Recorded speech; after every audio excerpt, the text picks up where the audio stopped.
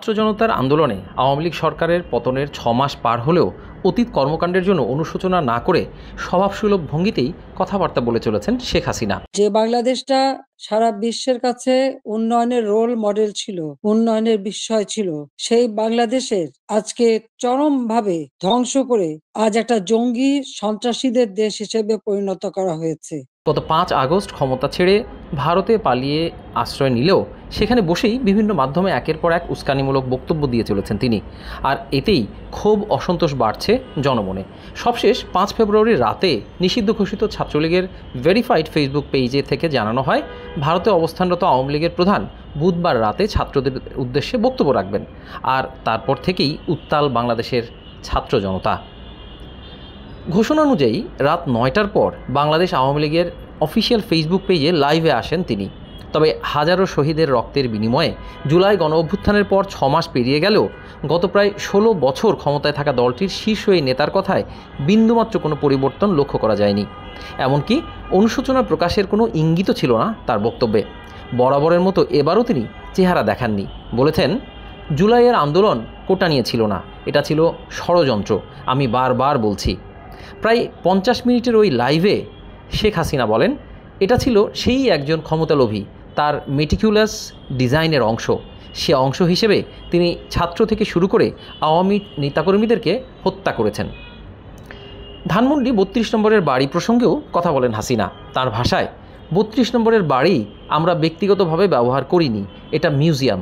সারা বিশ্বের অনেক বড় বড় নেতারা এসেছেন, রাষ্ট্রপ্রধান এসেছেন, সরকার প্রধান এসেছেন, ওই বাড়ি ভিজিট করেছেন। আজকে সেই বাড়িটা ভেঙে ফেলা হচ্ছে কেন? বাড়িটার কি অপরাধ? ওই বাড়িটাকে কেন এত ভয়? প্রশ্ন করেন শেখ হাসিনা। এদিকে দীর্ঘদিনের স্বৈরশাসন এবং ছাত্র জনতার আন্দোলনে দমনে যে নির্যাতন, নিপীড়ন ও হত্যাকাণ্ড চালানো হয় তার জন্য জাতির কাছে ক্ষমা না চেয়ে শেখ হাসিনা বক্তব্য বিবৃতি অব্যাহত রাখার প্রতিবাদে সংক্ষুব্ধ ছাত্র জনতা রাজধানীর ধানমন্ডি ৩২ নম্বরে শেখ মুজিবের বাড়িটি ভেঙে দেয় বুধবার। রাত থেকে শুরু হওয়া ধানমন্ডি ৩২ নম্বরের বাড়ি ভাঙার কাজ দ্বিতীয় দিনের মতো চলতে থাকে বৃহস্পতিবারও। দেখা গেছে বিক্ষুব্ধ শত শত মানুষ ধ্বংসস্তূপ ঘিরে অবস্থান করছে। তাদেরকে দলবদ্ধ হয়ে ধ্বংসস্তূপে দাঁড়িয়ে উৎসব করতেও দেখা গেছে। এ সময় তাদেরকে বিভিন্ন স্লোগান দিতে শোনা যায়। এ সময় ঘটনাস্থলে আইনশৃঙ্খলা রক্ষাকারী বাহিনী, পুলিশ বা দমকল বাহিনীর কাউকেই দেখা যায়নি। দেখা গেছে ভাঙার কাজে ব্যবহার করা বুলডোজারটি সরিয়ে প্রধান সড়কে রাখা হয়েছে। বিক্ষুব্ধদের অনেককে বাড়ি ভাঙার কাজে অংশ নিতে দেখা গেছে। তাদের হাতে হাতুড়ি, লাঠিসহ বিভিন্ন হালকা যন্ত্র দেখা গেছে। ব্যাপক উৎসাহ নিয়ে ভাঙার কাজ করে যাচ্ছেন তারা। আবার অন্যদিকে ভাঙা দেয়ালে বিক্ষুব্ধদের কেউ কেউ রং তুলি দিয়ে বিভিন্ন স্লোগান লিখে যাচ্ছেন। সীমানা প্রাচীরসহ ৩ তলা বাড়ির সামনের অনেকটাই এখন ভেঙে ফেলা হয়েছে। ভবনটিতে রাতে লাগানো আগুন বৃহস্পতিবার সকালে আর জ্বলতে দেখা যায়নি। উপরের কয়েকটি কক্ষ থেকে হালকা ধোঁয়া বের হতে দেখা গেছে। বাড়ির আঙিনায় থাকা ছোট বড় সব গাছ উপড়ে ফেলা হয়েছে। সকাল থেকেই ভাঙচুর করা বাড়িটিতে লুটপাট চালানো হয়। একদল মানুষকে বাড়িটি থেকে দরজা, জানালা, ইট, লোহা, পাইপ, বইসহ অবশিষ্ট জিনিসপত্র খুলে নিয়ে যেতে দেখা গেছে।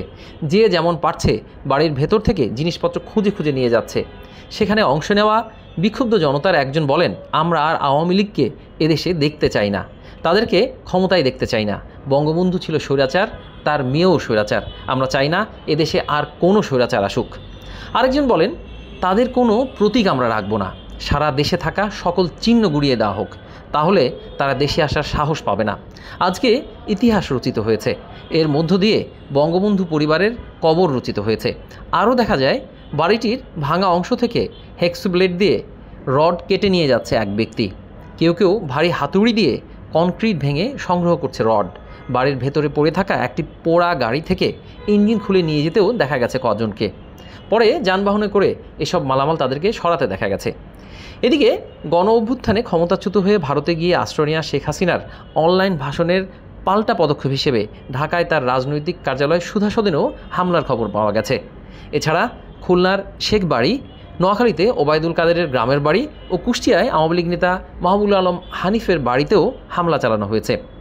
তাছাড়া সিলেটে ভেঙে দেওয়া হয়েছে ডিসি অফিসের সামনে শেখ মুজিবের মুরাল। চট্টগ্রামে বিক্ষোভ মিছিল সহ একাধিক জায়গায় শেখ মুজিবের মুরাল ভাঙচুর করেছে বিক্ষুব্ধ ছাত্র জনতা।